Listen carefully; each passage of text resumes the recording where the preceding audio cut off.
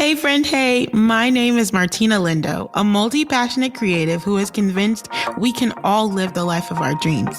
I'm a brand strategist, writer, storyteller, wife, mom, and wearer of many hats.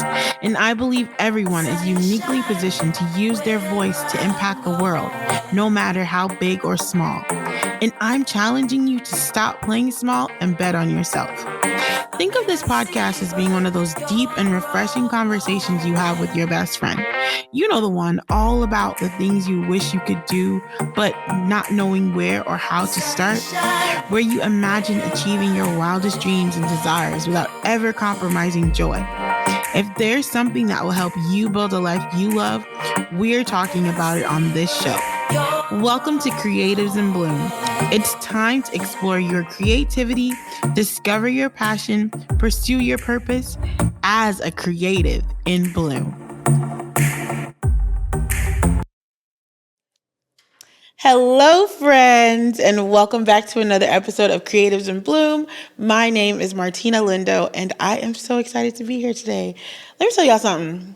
2024 has been the best year of my life so far. You want to know why? Ain't nothing really special happened yet, but I have been showing up, and that's not just in content creation or in business, but in my life, for my family, for my friends and relationships.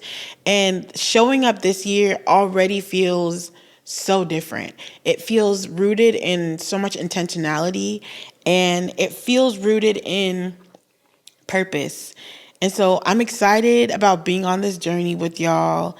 I'm excited for all of your responses to episodes that have already come out, being on a new platform, just all the things that have come out of this year and just showing up already make me excited about today's topic. Now, y'all know I'm trying to be more intentional. So I got my little iPad. So if you see me look down or if you hear me scruffling, it's because I'm trying to keep up with my notes. Because a part of showing up also means being prepared. And preparation also looks different because when you juggle a lot of things, no matter who you are or what you're doing, if you are not planning to or preparing to or thinking about how to, it's not going to work out. That has been the top of mind lesson of everything that I have been trying to do and people around me are learning is preparation is key to truly finding the success in the things that you want to do. And success is not only measured by all the things we measure them by. It's whatever you determine and decide that looks like. So with all that in mind and with all that said, we are going to be talking about the art of beginning again. And in our generation, people like to call it pivoting. I don't subscribe to pivoting as much in the sense that I think you can pivot and make and start again in another way. But I think most of us are always going to be doing the same thing. And when I say that, I mean, at the heart of who we are, that doesn't change. So even if I become a garbage disposal driver, like if I start picking up trash, it's still going to be rooted in my desire to connect with people and help them find the purpose. So if I'm going to be, I don't know, that might not be a good example, but you understand what I'm trying to say. So I think of beginning again as a way to reconnect to your purpose, your why, your vision, and people start again for a lot of reasons. So whatever your reason is, the first thing I want us to think about when you're starting again or having to pivot is what happened that caused me to do this turnaround or this flip around, or why am I choosing to go in a different direction? And understanding that will, one, help you stay focused as you move forward, and two, keep you connected to the purpose of what you're going to be starting to do. And so a lot of times when we see having to begin again or having to pivot or have to change, a lot of people look at it in a very negative way. But I think that when you have to start again or revisit something, it's not because something's wrong with you. It's just whatever you were doing before is no longer in alignment with who you are, where you're going, and who you're becoming.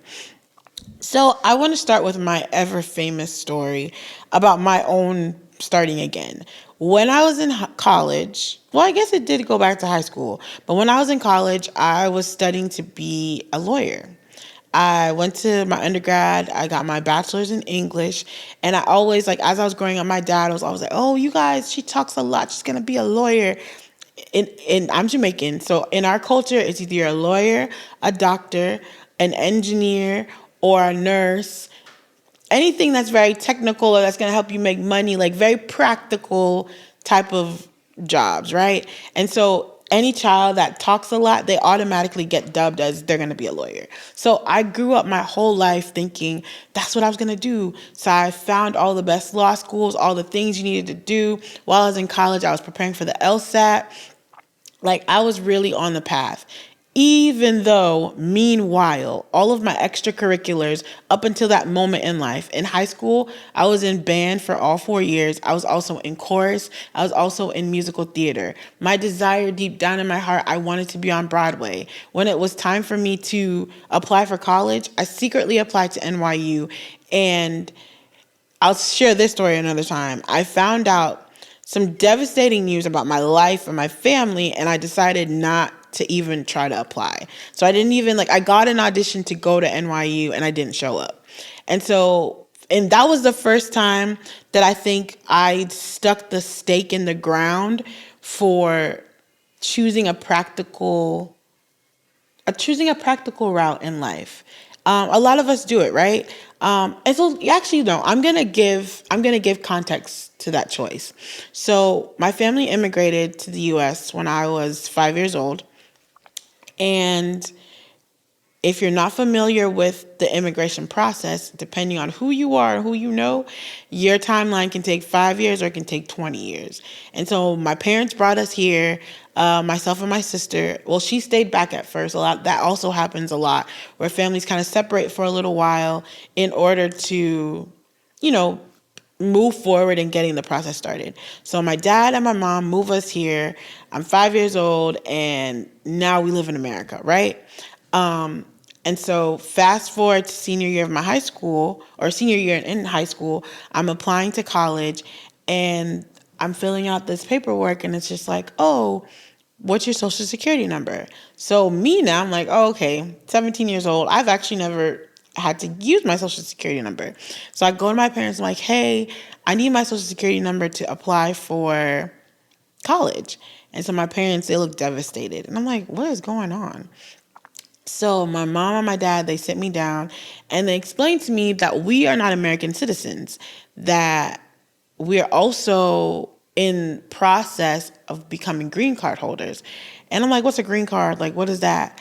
In my brain, at 5, I've lived here my whole life, right? I've been here since 5 years old. In my mind, I'm American. What are you talking about?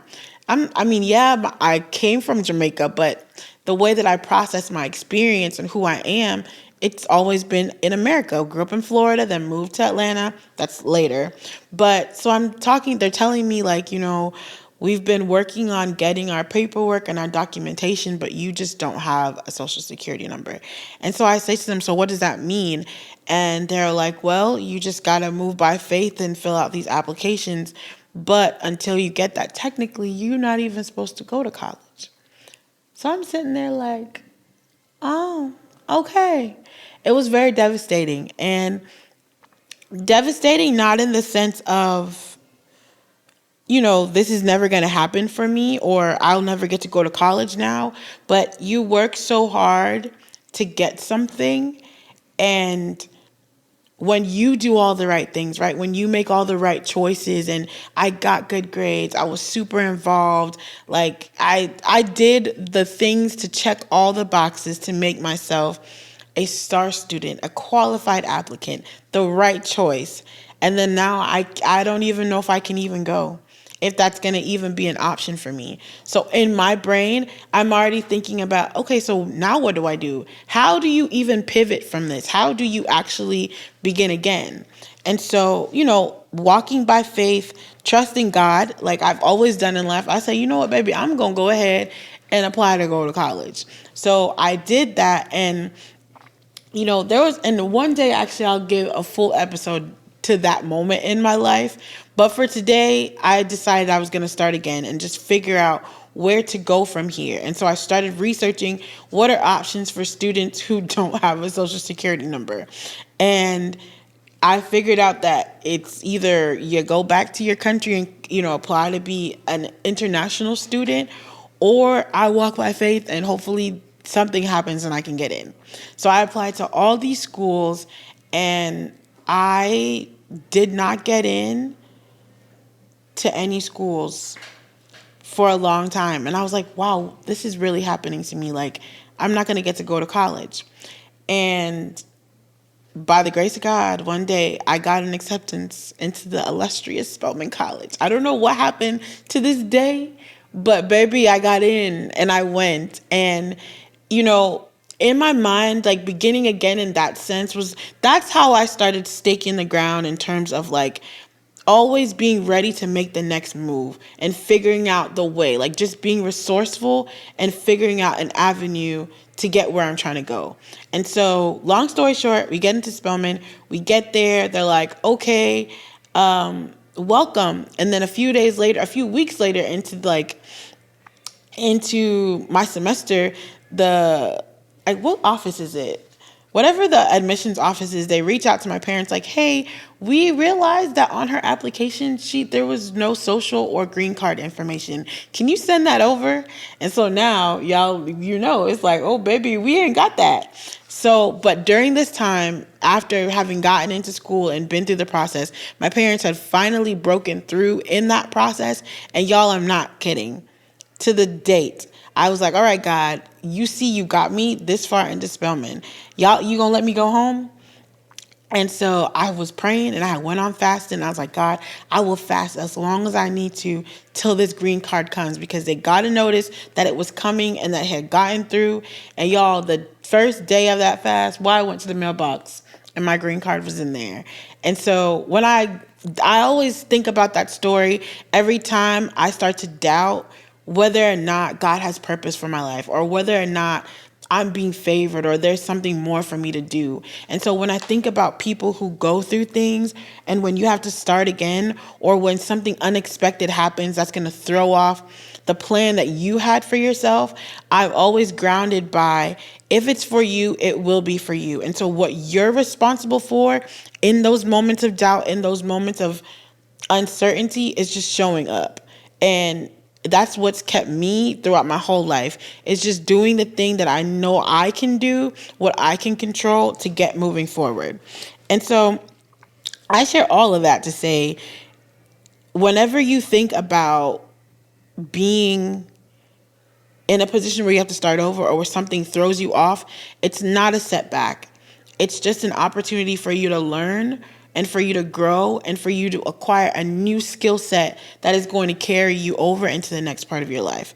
And so as creatives, whenever we're working on projects or doing things that feel overwhelming or might feel like we're just not making any progress, that's the mindset that I want to share with you, is looking at it in a way that, how can this fuel the future version of me, the version that's going to need to pull from this experience of being told, like, baby, you worked all this time getting all these good grades and now you might not even get to go to college. That might not even be an option for you. And so I don't want us to get bogged down by what setbacks could potentially do to us, quote unquote, but focus on, what is this setback teaching me and how is it helping me to become the person that I'm supposed to be in this next season. So when you think about just that power in recognizing how starting over and just reframing your mind can be, once you lock into your why, the next part of it is figuring out, how can I ground myself in purpose? And kind of like with my terrible example of the garbage man job just now, even if that's what you have to do, how is that opportunity grounding you in the greater purpose of what you're supposed to do? Because ultimately, when you think about being a creative and being somebody who has an idea and takes it from ideation to concept to life, there is a process mentally that we all have to go through to get to that thing. And if it's not grounded by something deeper than, oh, I'm just trying to get a bag, or I'm just trying to get more followers online, or I'm just trying to get somebody to see me. Like, if it's not grounded in something deeper that's going to serve somebody else, then being knocked over by an unexpected death or by the loss of a job or by the loss of an opportunity, it will knock you out of whack because it's like the thing that you were doing, it wasn't even grounded in anything real. It wasn't grounded in anything that had a deeper purpose outside of yourself. And so when you think about just beginning again and finding creativity through your journey despite the challenges, you got to figure out, what is my purpose? Why am I doing this thing? Why is it critical for me to understand that this thing that I'm doing is tied to somebody else? Like, figuring out for yourself why that's important, that's what's going to help you stay grounded. It's going to help you be motivated when no money is coming in, when projects aren't taking off the way that you thought, when opportunities aren't busting through your door, when you got to decide, I'm just going to build a door, like Issa Rae recently said. When you have to make those critical decisions for yourself, and because of a setback or a challenge, and because of having to start over, being grounded in your purpose is what's going to help allow you to move forward with confidence, with clarity, and with a sense of motivation that's not externally connected to anything, but it's internally rooted in who you are, what you're becoming, and how you're supposed to show up in and through the world. And so again, if you can figure out, and this is how I've done it. So anytime something bad has happened or anything that's thrown me off, I really have learned to be very reflective. How can I learn from this moment? What is this moment teaching me? Because a lot of times, y'all, if we're being really, really honest with ourselves, a lot of the things that cause us to have to start again or circle back or spin the block are things that we do to ourselves, are because of choices that we make continuously, because of bad company, because of bad thought processes, bad mindsets, things that are rooted in unhealed trauma that we might have been through, or a lack of belief in ourselves, or just a load of things that allow us to keep going in a circle over and over again. And so the thing is, what I've learned is, once you've learned the lesson, you don't have to go back around that wall again, because the next time it comes up, you'll be equipped with the tools and the skill set and the wherewithal to say, actually, no, the last time this happened, this is the choice that I made. This time I'm going to go this way so that I can see a different result. And so if we start to hold ourselves accountable for our failures or for the things that are slowing us down or setting us back, you'll recognize that even when more setbacks come or when there's challenges, you're better equipped to move forward because you've learned from it, because you've been reflective and you took note of what was happening in your life in that moment to cause you to do that thing, or for that opportunity to have missed you. Or, like, for example, I had an opportunity came to me last year where I had a client, they saw work that I'd done with another client, and they were basically offering me a full-time job. And instead of taking the full-time role, we were like, okay, why don't you just come on as a contractor? And you're going to do X, Y, and Z for the next 3 months, and then we'll test it out. And so at the time, I still had Onset. I was still working my full-time job. And then I still had my own personal clients within, Bloomprint and consulting and whatever. And so I was like, okay, I think I have the capacity. I got the skill set. I can make this work. And the project was going to pay $5,000 a month. So, of course, I was like, oh, and I need that extra money. Okay, thank you. But when it came time to actually start executing on the role, I was not in a good place. I wasn't able to show up to do the work in the way that I wanted. And I ultimately had to quit the role. After 2 months, I had to just be like, actually, y'all, I can't do this.